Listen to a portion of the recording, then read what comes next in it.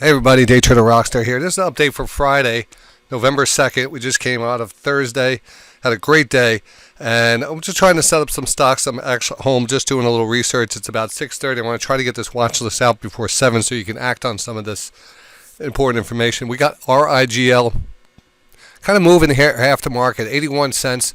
Our pre-market movers, they typically get news early in the morning or after hours, and they carry through in the morning. So this RIGL could be a contender for tomorrow morning gap up, and we'll see how it goes. It's gapped up at 4 o'clock, and a pretty decent little move right now for this one. So that's the first one on the list. We had some stocks like the RMED popping after hours today, big pop on that, and that was, again, we looked at this one earlier this morning. And at that point, it was $3.34, and now it went up to about $5, which was a 50% move. 50% move about, and now it's pulled back a little. So again, the time to capture these are really in the morning, before 8 o'clock.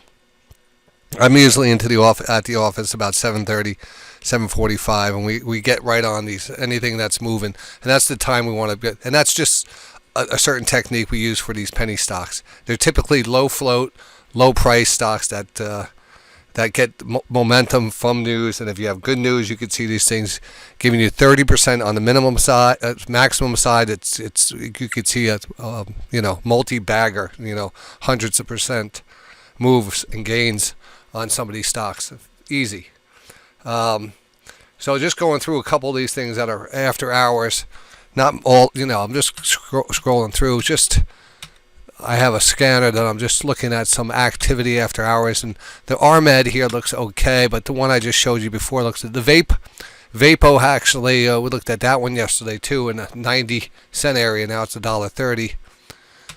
That looks good tomorrow for two. Vapo, VAPO.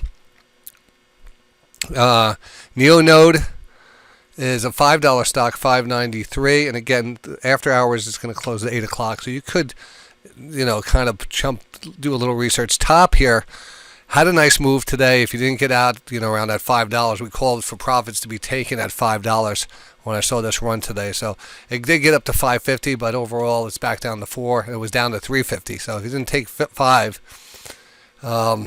the rule is always take profits in these crappy stocks. 1 out of 1,000 are typically okay. Most of them that pop are going to give it back. So if you get a pop, you're able to get in it before the pop. When you get the pop, you cannot think that you're going to get a bigger move. You got to take what you can get, take the majority of the profits, leave a little on for your head, but overall you want to just stay business-like, work your business plan. Even if I see one like this, APSI, it's really under the radar. It's not a lot of volume. You can see the volume on the bottom. Not a lot. But if you look at the daily chart, you will see that the volume did spike today. And that's what we need for follow-through days, just a little volume spike. So this one actually, look at this. I just looked at the chart, and it's actually breaking out that 45-cent area right above us. But the majority of it, we got the breakout today at 40 cents. Look at this chart. I mean, kind of a very bullish chart. We call this an ascending triangle. You have this rising area of support underneath us, and it continues to squeeze higher, and then we tend to break out and move higher. You could almost say that the measured move here is from 40 cents down to 15 cents, which is 25 cents. So 25 added to 60 would be 65, would be a measured move on this type of trade. 65 would be, that's a great move. That was something I would keep on your watch list for tomorrow. And again, RIGL is the other one. So just a few there for you. This is actually starting to move up a little here. It might actually, this is the 1 minute chart, the pop, the pullback, the kind of grind. The volume is picked up. We'll see if it has some follow through. This actually has a history of moving. It's had from June, July, August, a nice little run. It was down at this level at 67 cents the last time, and it went to 80 cents. Well, what did it go up to? To $1.70. That was up 140%. These are big moves. Now, I don't know what the news was overnight. I'm not going to go into it. Tomorrow we'll hit it up in the morning. I want to give you one more. INAB, INAB, In8 Bio. You can see this is actually the daily. You can see the candle today. It's a nice candle. I'm just looking at the move today from 9:30. It's just been kind of under the radar again and just closed at the highs at 209. This one has the look of a stock that's going to get some follow through for whatever reason. It looks like it's going to have some follow through finally down here. It is a little extended, and this thing has been a seller every time it gets overbought, so we don't have much room, but I do think there's a little upside added to this one. I don't see there's a volume starting to sneak up here today.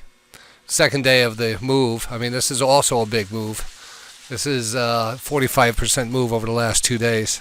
Porch, we were looking at this just a few days ago. We're looking at PRCH, and it's continued to move from $1 to $2.25, a double, an easy double here, 118%. And these are just, Timber Pharmaceuticals, Scopus. I'm actually in some Scopus here. You can see we had a little pennant that broke out.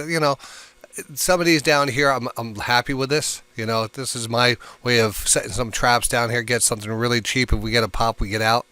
I am in a few of these. DWIS at 8 cents, or DWIS at 8 cents. And you can see it's not bad. Not bad at all at 21 cents right now. And it still looks good. I'm thinking 40 cents in this. Now, it could move back down in a 1 day and drop a half. It could drop 50%. This is one of those stocks that could do that. But I tell you, it is holding up. There's no sellers in it right now.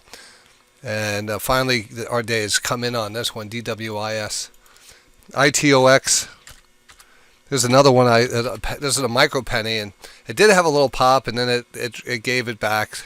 So look at this. This is what we're talking about. When we talk about percentage, yeah, you could get into something at a tenth of a penny, and move it up 100% over 5 days, 100% gain on your money. But then again, if you're in here and you see the next 4 days, you're down 50%. It goes both ways with these. So if you don't take profits and you take, this was a beautiful move.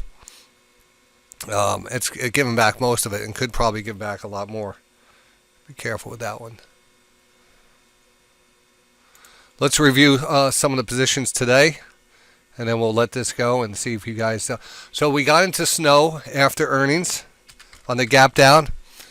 Put an order in. Got it right at 125. It would have looked like a genius if I held it to 153, but no, I got it at 125 and got out at 130. So we got 5 points on that 20 shares. It was okay. I mean, it was a planned trade. We bought it on the gap down. We got a bounce. Snowflake continues to look great. I would expect this to kind of eventually get us back up to 175. No position at this point, but we did sell. We did trade that, considered that trade. So, Ape. We're looking at Ape here again. Right around $1. $1.03 to be exact. Now, it's not my favorite. It's a cheap one. Does it have potential? It definitely has potential down here. But it also looks awful. But this is sometimes when you have to get it. This is the preferred shares of AMC. And then we got some puts today, and we crushed it on the puts. It's just SPX, or SPY actually, the puts on the SPY. And let's see if we can actually point out when we took that. Now, these are some bad candles here. So I hate these candles. We're going to have to look at the SPX. Let's get an SPX right here. Right back here at 10 o'clock, we had some news. And then in the futures, it was a perfect divergence. It was a nice candle on the futures and a drop. And we took the put right into this area. And we came down, and I was happy. We had, God, a couple $100. What did we get on that even?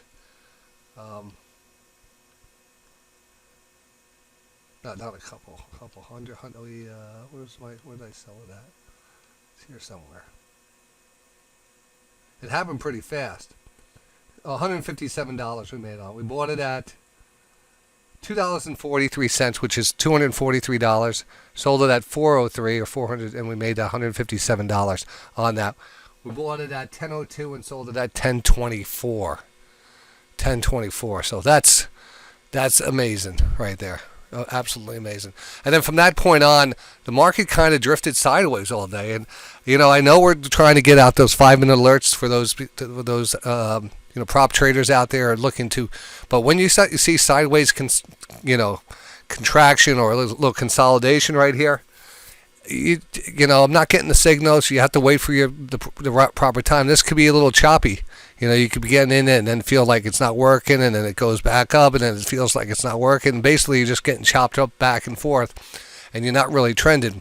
We'd like to get a great divergence and a breakout and a nice move. And until we get that, which we did have here on the futures, that's why we did take that short. But right now, tomorrow we have the jobs report at 8:30, so we want to be tuned in at least by 8:30 to see if which way this market might go tomorrow. I have a feeling that we're going to go higher. We have some targets above us. The 41.28 area, I could actually bring that in. We'll call it 41.34, possibly.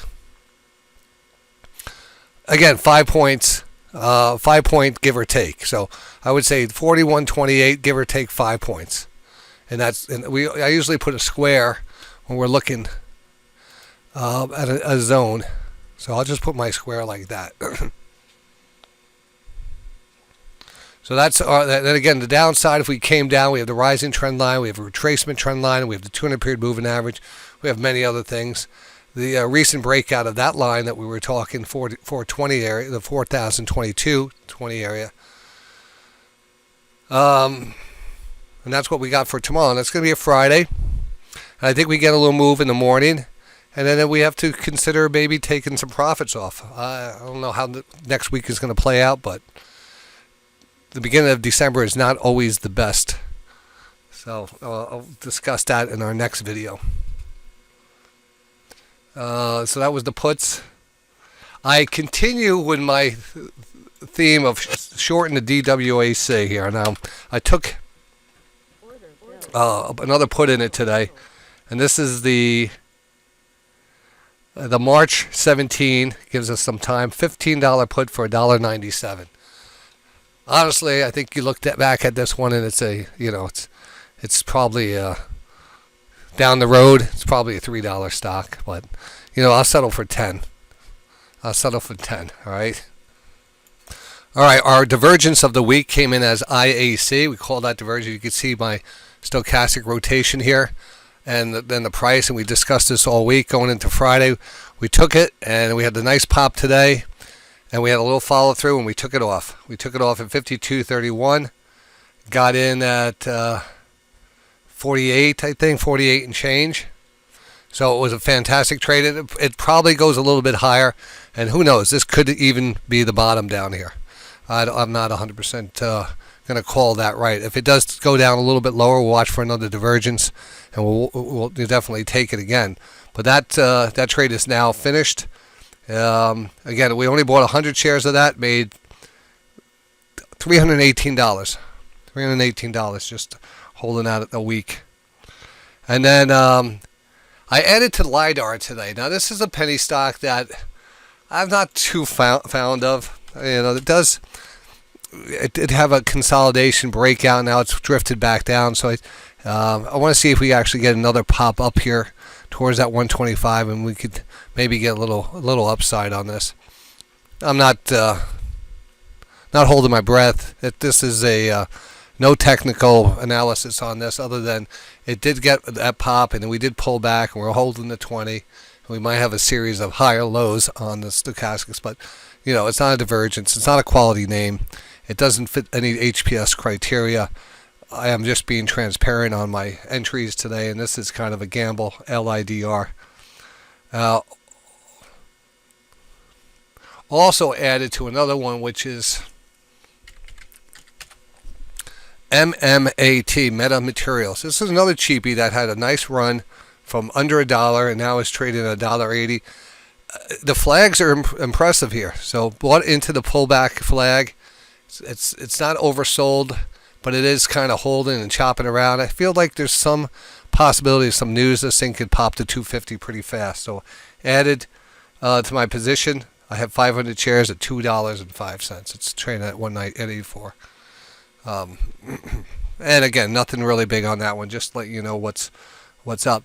As for the futures today, I don't have my futures chart here up here at the house. I have it running on the site at the office right now. Like I said, it was pretty much once we got that nice little pop and we had that divergence top at the 10 o'clock numbers and we came down, we kind of just drifted. Now, we have the jobs report tomorrow. We're going to pop, we're going to drop.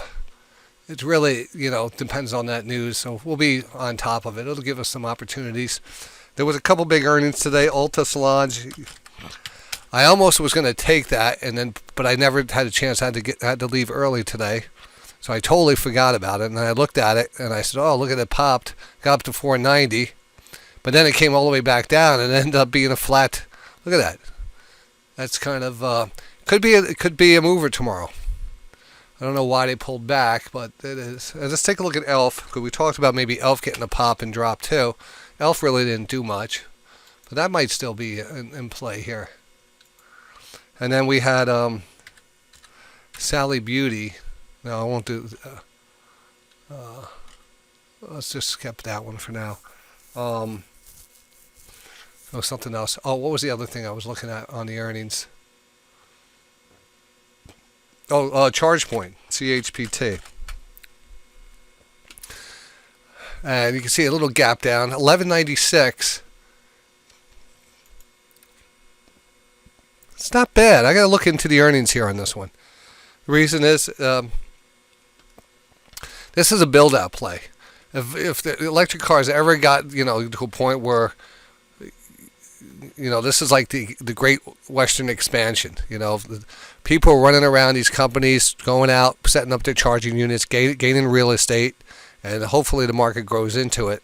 At one point, maybe they are making money, but today it didn't get smashed. That's for sure. So that's a good sign. So it actually could move tomorrow. Could be a squeezer tomorrow. I'd put it on the list tomorrow and see how it reacts. All right. We'll look for all the news to come out around 8:30 tomorrow. I want to send this on the way. Oh, don't forget Cyber Monday sale. Take advantage of it. I'm changing the prices, so you're going to have to email me. Email me or Paul, rpm@daytradingradio.com or dtrs@daytradingradio.com if you see this video, because the prices will probably be changed by the time you get this. So if you want to get locked in, email me and I'll send you that coupon. All right, it gives you a great discount. Normally it's $1,400. You get it for $700. Lifetime. That's everything. Tradeometer. You saw how good the tradeometer was working today. If you followed it, everything. The Rockbot, Day Trading Radio, the high probability setups, the alerts, the education, the scripts, everything. All right, and more coming your way. So take advantage of that. I'm going to send this on its way. We'll catch you in the markets tomorrow morning. This is DayTraderRockStar signing off. Have a great evening.